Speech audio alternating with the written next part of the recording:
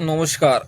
ছাত্র দলের নেতারা, দালাল নেতারা, ভাইজান কেমন আছেন? আপনাদের সম্বন্ধে বঙ্গবন্ধু ভবিষ্যৎবাণী করেই গিয়েছিল। আপনার আছে সেই বীজ, তাই এখন বাংলাদেশে ঘুরে বেড়াচ্ছেন। বঙ্গবন্ধুর একটু ভবিষ্যৎবাণী শুনুন, কি বলেছিল। একটা ম্যাজিক দেখাচ্ছি আপনাকে। পশ্চিম পাকিস্তানের নেতাদের তিনটা আদর্শ ছিল, যে আদর্শ এ সভ্য জগতে চলতে পারে না। কি ছিল তাদের আদর্শ?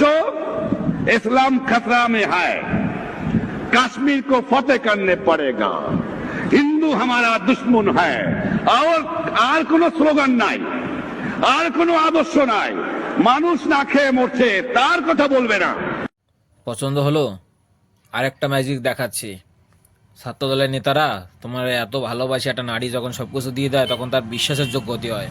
অর্থাৎ বঙ্গবন্ধু যেটা বলেছিল তোমরা ঠিক সেটাই করছো। তোমরা একটা নারীর মান সম্মান নিয়ে খেলছো, অর্থাৎ তোমরা সঠিক নয়, তোমরা রোগ, তোমাদের মধ্যে মেলাবাট ভর্তি। বিশ্বাস হচ্ছে না? এই নারীটার কথা শোনো, কিরকম তোমরা ভালোবাসো। যখন বলছে কাপড় খুলতে, আমি তার সাথে তখনই কাপড় খুলছি। এক বিন্দু পরিমাণ আমি না করি নাই গো।